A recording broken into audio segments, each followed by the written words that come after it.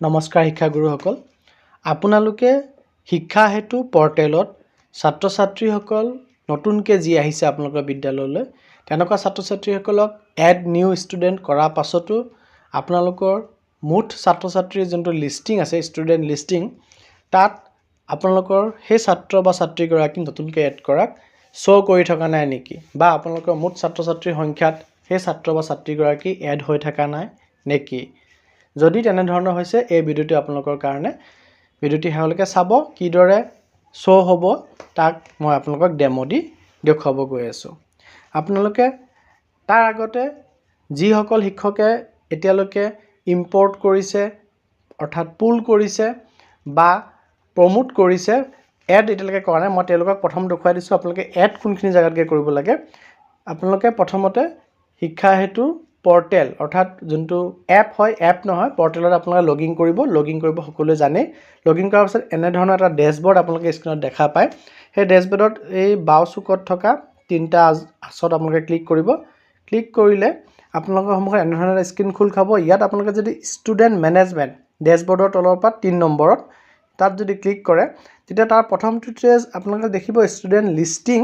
আৰু দ্বিতীয়টোত আপোনালোকে দেখা পাব এড নিউ ষ্টুডেণ্ট আপোনালোকে এই এড নিউ ষ্টুডেণ্টত ক্লিক কৰি পেলাই আপোনালোকে নতুন ষ্টুডেণ্টক এড কৰিব লাগিব চাৰিটা কেটেগৰীত এড কৰিব লাগিব প্ৰথম জেনাৰেল ইনফৰমেশ্যন অফ ষ্টুডেণ্ট দিব লাগিব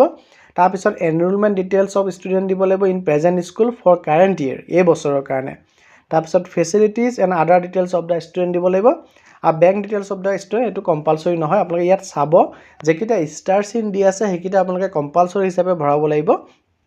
আৰু যেকেইটা ঘৰত ষ্টাৰ চিন নাই সেইকেইটা আপোনালোকে নিদিলেও হ'ব এনেধৰণৰ আপোনালোকে চাৰিটা কেটেগৰীত এইখিনি এন্ট্ৰি কৰিব লাগিব আৰু শেষত চাব বেংক ডিটেইলছ অফ দ্য ষ্টুডেণ্টত মই ক্লিক কৰিছোঁ ইয়াত ষ্টাৰ চিন নাই সেইকাৰণে এইটো কম্পালচৰি নহয় কিন্তু তালৈকে আপোনালোকে আহি পেলাই এই ছেভ বটনটো গ্ৰীণ হৈ থকা ছেভ বটনটো আপোনালোকে ক্লিক কৰিব লাগিব তেতিয়াহে আপোনালোকৰ এড ষ্টুডেণ্টটো কমপ্লিট হ'ব ওপৰৰ পৰা প্ৰতিটো ভৰাই আহি শেষত যেতিয়া আপুনি এই বেংক ডিটেইলছৰ পেজটো খোল খায় আপুনি বেংক ডিটেইলছ যদি আছে আপুনি ভৰাব আৰু যদি নাই নভৰালেও চলিব ছাত্ৰ বা ছাত্ৰীগৰাকীৰ আপুনি ছেভ বাটনটো ক্লিক কৰিলে আপোনাৰ এড ষ্টুডেণ্টটো কমপ্লিট হ'ব কিন্তু এইটো হোৱাৰ পিছতো এই ষ্টুডেণ্টগৰাকী এড হোৱাৰ পাছতো আপোনাৰ কিন্তু যি ষ্টুডেণ্ট লিষ্টিং থাকে আপোনালোকে ডেশবৰ্ডত গৈ পেলাই যদি চাই এই ইয়াতে এড নিউ ষ্টুডেণ্টৰ ওপৰতো চাওক ষ্টুডেণ্ট লিষ্টিং তাত শ্ব' নকৰিব তাত শ্ব' কৰাবৰ কাৰণে আপোনালোকে কি কৰিব লাগিব আপোনালোকে এই ডেশবৰ্ডৰে অকণমান তললৈ যদি আপোনালোকে আহে তাত চাব এই ৰিপৰ্টছৰ তলত আছে নিউ ষ্টুডেণ্ট এপ্ৰুভেল বুলি এই নিউ ষ্টুডেণ্ট এপ্ৰুভেলত আপোনালোকে ক্লিক কৰি পেলাই নিউ ষ্টুডেণ্টটোক এপ্ৰুভ কৰিব লাগিব গতিকে মই ইয়াত ক্লিক কৰিছোঁ এনেধৰণৰ এই তিনিটা ষ্টুডেণ্ট ইয়াত আপোনালোকে দেখা পাই আছে এই তিনিটা ষ্টুডেণ্টৰ গোটেই ডিটেইলছ থাকিব আপোনালোকে যদি সোঁফালে টানে তেতিয়া দেখা পাব গোটেই ডিটেইলছটো ষ্টুডেণ্টৰ আৰু সেই ষ্টুডেণ্ট তিনিটাক আপোনালোকে এটাকেও এপ্ৰুভ বা ৰিজেক্ট আপোনালোকে তলত দেখা পাই আছে এপ্ৰুভ বা ৰিজেক্ট কৰাব পাৰে বা গোটেইকেইটাক একেলগেও আপুনি তিনিওটাকে এনেকৈ চিলেক্ট কৰি লৈ পেলাই তিনিওটাকে আপুনি এপ্ৰুভ বা ৰিজেক্ট কৰিব পাৰে বা আপোনাৰ যদি কোনোবা এটা বা দুটাহে এটা এপ্ৰুভ কৰিবলগীয়া আছে বাকী দুটা ৰিজেক্ট কৰিবলগীয়া আছে আপুনি সেই এপ্ৰুভ বা ৰিজেক্ট কৰিব পাৰে মই এই ক্লিক কৰিলোঁ ৰাইট টিকটো কৰাৰ পাছতে মই যদি এতিয়া এপ্ৰুভ বটনটো ক্লিক কৰি দিওঁ তেতিয়াহ'লে ষ্টুডেণ্টজন গৈ পেলাই এপ্ৰুভ হ'ব আৰু যদি ৰিজেক্ট বটন ক্লিক কৰোঁ ৰিজেক্ট হ'ব মই এপ্ৰুভ বটনটো ক্লিক কৰিছোঁ এপ্ৰুভ বটনটো ক্লিক কৰিলে